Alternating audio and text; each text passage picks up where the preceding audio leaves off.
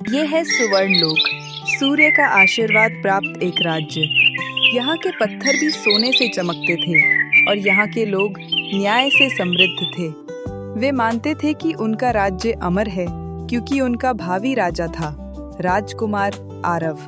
जय राजकुमार आरव, सुवर्ण लोक के भविष्य के राजा। हम आपके न्याय, साहस और विवेक को नमन करते हैं। जय आरव, जय सुवर्ण लोक, अमर रहे राजकुमार। अमर रहे राजकुमार। ये मुकुट केवल स्वर्ण का बोझ नहीं है मंत्रीवत्स, ये सुवर्ण लोक के हर नागरिक की आशा और विश्वास का प्रतीक है। राजा होना मेरा अधिकार नहीं, ये मेरी परम जिम्मेदारी है, मेरा धर्म है। मैं यहां शपथ लेता हूं, जब तक इस धरती पर मैं जीवित रहूंगा, मैं अपनी सूर्य तेज तलवार के प्रकाश से अंधकार की हर छाया को दूर रखूंगा। वचन? मूर्ख! ये सिंहासन मेरी विरासत है, मेरे रक्त का हक। तूने मुझे बस एक कोने में खड़ा किया है। अब ये तेरा स्वर्ण सिंहासन ही तेरा श्राप बनेगा आरव। तेरा प्रकाश मेरा अंतिम अंधकार होगा। उत्सव रुक जाता है। एक डरावनी गड़गड़ाहट और काली छायाएं, अंधकार भूत महल की ओर बढ़ने लगती हैं। अंधकार भूत, पूर्वी द्वार पर हमला। उनकी संख्या बहुत ज्यादा है। ये रुद्रक का काम है, उसका काला जादू। आरव, हमें तुरंत सैनिकों को तैयार करना होगा। वत्स, मायरा को सुरक्षित स्थान पर ले जाओ। मैं इसे महल तक नहीं आने दूंगा। यह सिर्फ एक चेतावनी है, लेकिन मैं इसे यहीं रोक दूंगा। आरव अपनी तलवार सूर्य तेज को खींचता है। वह बिजली जैसी गति से लड़ता है। भागो दुष्टो, सुवर्ण लोक की पवित्र मिट्टी तुम्हें जला देगी। तुम यहाँ नहीं टिक सकते। मेरा वचन टूटने वाला नहीं है। आरव अपनी सारी शक्ति लगाकर एक सूर्य चक्र बनाता है जो विशालकाय अंधकार भूत को बीच से चीर देता है। हार गया रुद्रक, तेरा जादू भी हार गया, हमेशा की तरह। कितनी शक्ति, कितना घमंड! ये शक्ति उसकी सबसे बड़ी कमजोरी है। इस सूर्य को बुझाना होगा, सदा के लिए। रुद्रक एक प्राचीन पत्थर की वेदी के सामने खड़ा है जिस पर काल निधि की पुस्तक रखी है। ओ काल निधि, शून्य के स्वामी, अनंत के देव, मैंने उसके प्रकाश को चुनौती दी और वो मेरा अपमान देखकर हंसा। मुझे वो अजय शक्ति दो। मुझे सूर्य शिखर का गौरव नहीं, मुझे उसका सर्वनाश चाहिए। मैं तुम्हें द्वार दूंगा, उस राज्य की आत्मा भेंट करूंगा जिसने मुझे अस्वीकार किया। शक्ति का मूल्य चुकाना होगा रुद्रक। राजकुमार का पतन, राज्य का टूटना, प्रेम का विस्मरण, यही तेरा मूल्य है। तू मुझे सुवर्ण लोक का द्वार देगा और मैं तुझे यहाँ का शाश्वत शून्य दूंगा। मुझे स्वीकार है, सिंहासन मेरा है और तेरा श्राप मेरा राज तिलक होगा। विश्वासघात का पहला अध्याय लिखा जा चुका था। रुद्रक में राज्य की आत्मा उसके राजा को तोड़ने का वचन दे दिया था और सुवर्ण लोक की अंतिम रात नजदीक थी। आरव, मुझे डर लग रहा है। ये हवा आज शांत नहीं है, जैसे कोई तूफान आने वाला है। क्या तुम मेरे लिए डरते हो? डर कैसा मेरी मायरा? जब तक तुम मेरे साथ हो, कोई तूफान हमें छू नहीं सकता। प्रेम ही मेरी ढाल है और ये राज्य हमारी खुशी की गवाही है। बस नाचो और हर डर को भूल जाओ। जादुई कटोरे से काला पाउडर हवा में फेंकता है। प्रकाश की सारी किरणें मर जाती हैं। केवल एक भयावह उच्च तीव्रता वाली सीटी गूंजती है। आरव, आकाश, ये टूट रहा है। ये कालापन हमें निगल रहा है। पूरा आकाश गहरे बैंगनी अंधकार में ढक जाता है। रुद्रक अब पूरी तरह से काला, जादुई कवच पहन चुका है। सुवर्ण लोक का अंत शुरू होता है। आरव, तेरा घमंड अब तेरा नाश करेगा। सैनिक एक एक करके पत्थर में बदलने लगते हैं। रुद्रक, तूने केवल मेरा वचन नहीं तोड़ा, तूने सुवर्ण लोक के लोगों का विश्वास तोड़ा है। तू एक नीच विश्वासघाती है। तुझे इसका मूल्य चुकाना होगा। मूल्य? हाँ, अब तू चुकाएगा। ये सिंहासन मेरा जन्म सिद्ध हक है और तू अब केवल एक ठोस निर्जीव मूर्ति बनेगा। तेरी महानता खत्म। रुद्रक एक काली बिजली आरव पर फेंकता है। आरव अपनी तलवार सूर्य से उसे काटता है। भीषण टक्कर होती है। मायरा चीखती है, रुद्रक के सामने आकर खड़ी हो जाती है। आरव को छूने से पहले तुझे मेरे प्रेम की शक्ति से गुजरना होगा, विश्वासघाती। तुम्हारा काला जादू हमारे पवित्र बंधन को कभी नहीं तोड़ सकता। प्यार, मूर्खता, काल निधि के अंधकार के सामने प्रेम एक क्षणिक बेमानी धूल है। देख, तेरा प्यार कैसे हवा में विलीन होता है। रुद्रक मायरा पर पूरी शक्ति लगाता है। मायरा का शरीर पहले चमकता है, फिर सुनहरी धूल में बदलकर हवा में विलीन हो जाता है। आरव स्तब्ध रह जाता है। मायरा, नहीं, तुम मुझे छोड़कर नहीं जा सकती।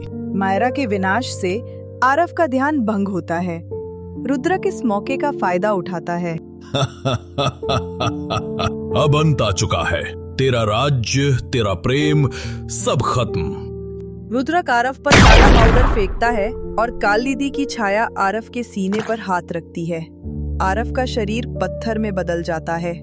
उसकी आंखें खुली रह जाती हैं। सुवर्ण लोक का सूर्य बुझ गया। राजकुमार पत्थर बन गया। मायरा की आत्मा अनंत काल के लिए हवा में समा गई और रुद्रक एक शापित राजा के रूप में सिंहासन पर बैठ गया। राज्य पथरीला लोक में बदल गया। राज्य अब खंडहर है। सूर्य शिखर महल की जगह एक काला पथरीला ढांचा खड़ा है। 100 साल बाद यहाँ 16 वर्षीय नैना रहती है, जो वन रक्षकों की अंतिम वंशज है। दादी, क्या राजकुमार आरव सच में पत्थर बन गया था? मुझे लगता है कि कोई कहानी पूरी तरह झूठ नहीं होती। श्राप की बात मत कर बच्ची। वह काल राजा रुद्रक अब भी बैठा है। नैना एक विशाल टूटी हुई जड़ को हटाती है और वहाँ आरव की पत्थर की मूर्ति दिखती है। ये तो वही है। ये मूर्ति इतनी जीवंत क्यों लग रही है? छाया पिशाच नैना पर हमला करते हैं। नैना अपनी छोटी छड़ी से लड़ती है। एक छाया पिशाच उसे खरोचता है और उसके हाथ से खून की बूंदें आरव की मूर्ति पर गिरती हैं। तेज ध्वनि होती है और आरव की आंखें पूरी तरह से खुल जाती हैं। मायरा, ये जगह, क्या ये नर्क है? मैं कहाँ हूं?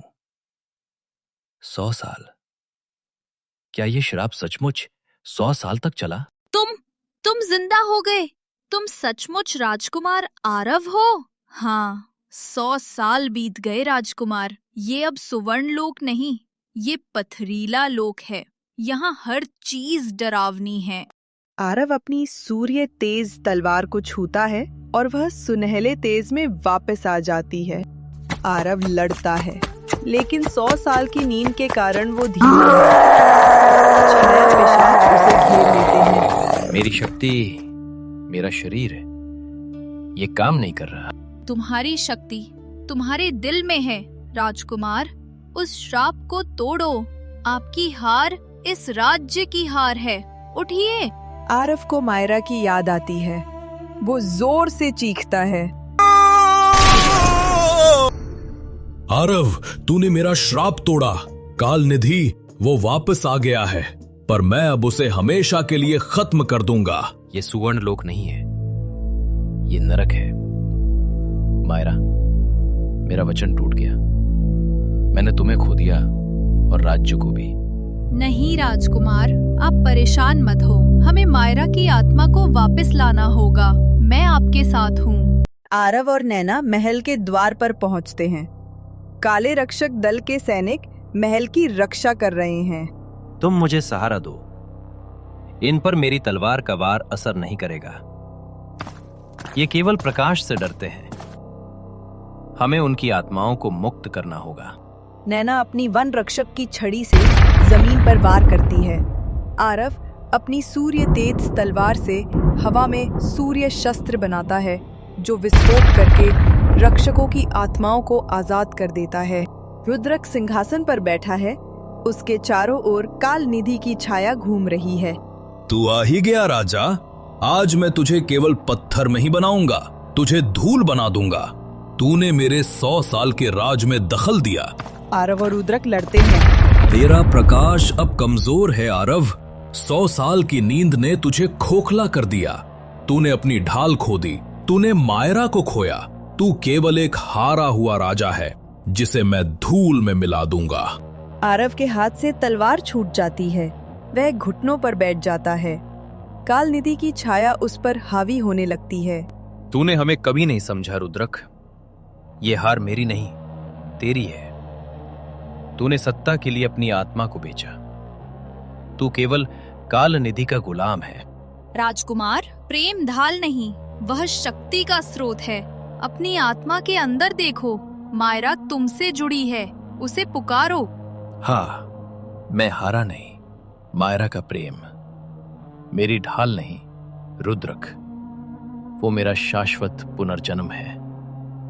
तूने हमारे राज्य पर राज किया, पर हमारे प्रेम को कभी नहीं छू सका।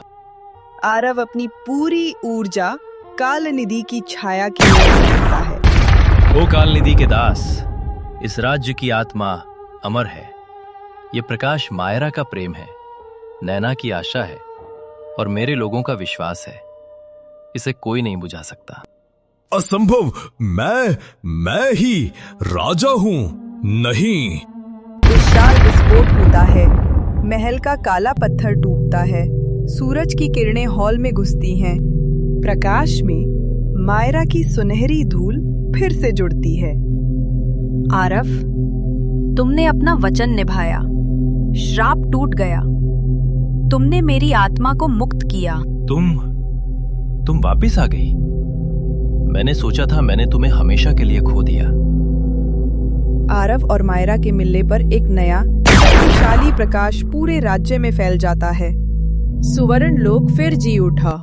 राजकुमार आरव ने सिद्ध कर दिया कि सत्ता की लालसा से बड़ा श्राप कोई नहीं होता और हर अंधकार का अंत तभी होता है जब उसे डर से नहीं, प्रेम, निष्ठा और आत्मविश्वास से तोड़ा जाता है। नैना, जिसने इस पुनर्जन्म में मदद की, वह नई पीढ़ी की राजकुमारी बनी, ज्ञान और साहस की प्रतीक। राज्य में फिर से उत्सव मनाया जाता। आरव और मायरा सिंहासन पर बैठे हैं, उनके साथ नैना है। अब कोई श्राप नहीं रहेगा। अब केवल सुवर्ण लोक का नया सवेरा होगा। सुवर्ण लोक अमर रहेगा, हमारे प्रेम की तरह।